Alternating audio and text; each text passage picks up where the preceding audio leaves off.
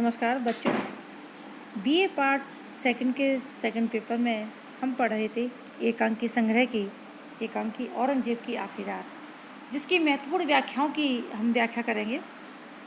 दूसरी व्याख्या आती है, विभल होकर आहा फिर एक बार कहो जीनत, हम यह बात फिर से सुनना चाहते हैं। ओह, अगर हमारी ज़िंदगी के दिन अभी ख़त्म न होते, हम एक बार फिर शमशीर लेकर मैदान जंग में जीत जाते।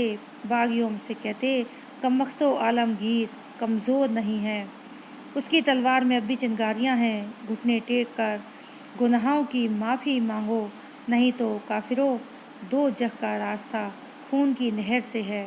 हमारी शमशीर से कहो और दो जग में दाखिल हो। औरंगजेब कहता है कि ज़िंदगी भर गुनाहों का बोझ उठाया है, तो मरते वक्त तो उनका तज़किरा भी करना चाहिए। लेकिन जीनत, हमने सैकड़ों बार अपने दिल को दिलासा देकर कोशिश की। आवाज़ कानों में कहती है, आलमगीर तूने इस्लाम का नाम लेकर दुनिया को धोखा दिया, तूने इस्लाम की हिदायतों को नहीं समझा। और वह बातों के निर्णयों की याद करते हुए कहता है। तो उपर्युक्त गद्यांश डॉक्टर राम कुमार वर्मा की ऐतिहासिक एकांकी औरंगजेब की आखिरी रात से अवतरित है। राम कुमार वर्मा ऐतिहासिक एकांकी लेखन के लिए मशहूर हैं।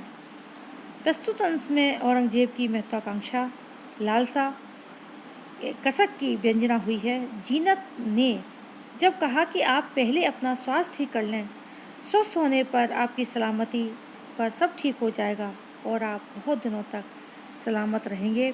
इस पर औरंगजेब कहता है, व्याकुल होकर, विफल होकर, व्याकुल होकर, व्यग्र होकर, हतोत्साहित होकर। औरंगजेब कहता है, जीनत तुम इस बात को एक बार फिर कहो, मैं यह बात फिर से सुनना चाहता हूँ।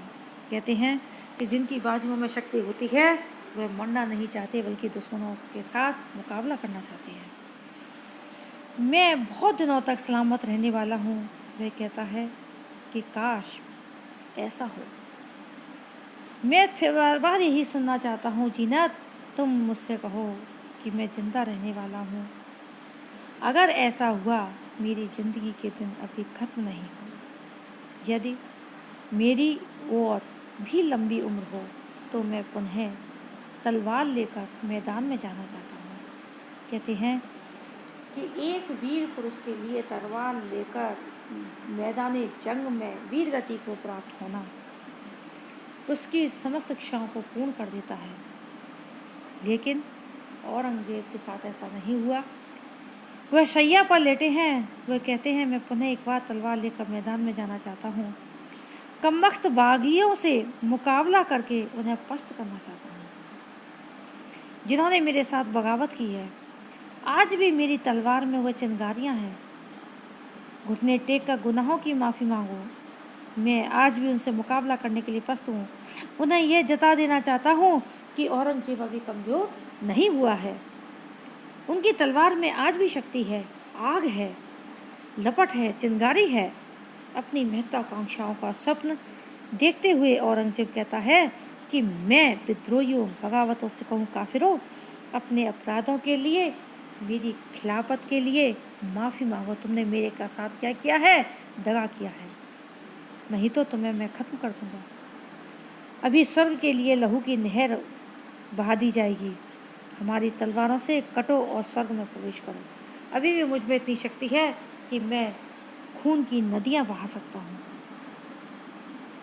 आज भी विशेष में लिखेंगे कि औरंगजेब मृत्युशैया में पड़ा है, लेकिन उसकी लालसा है आतताई, साम्राज्यवाद, विस्तारवादी, शहंशाही रूप प्रस्तुत किया है। आज भी वह चाहता है कि अपने दुश्मनों के साथ मुकाबला करें।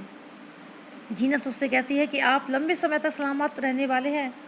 तो औरंगजेब की इच्छा पुनः जीवित होती है। वह अपने काफिरों को नष्ट कर देना चाहता है। भाषा शैली प्रसंग, पात्र एवं विषय के अनुकूल है। शमशीर, कमबख्त, काफिर, दोजख आदि उर्दू शब्दावली का भी राम कुमार वर्मा ने अपनी शैली में प्रयोग किया है।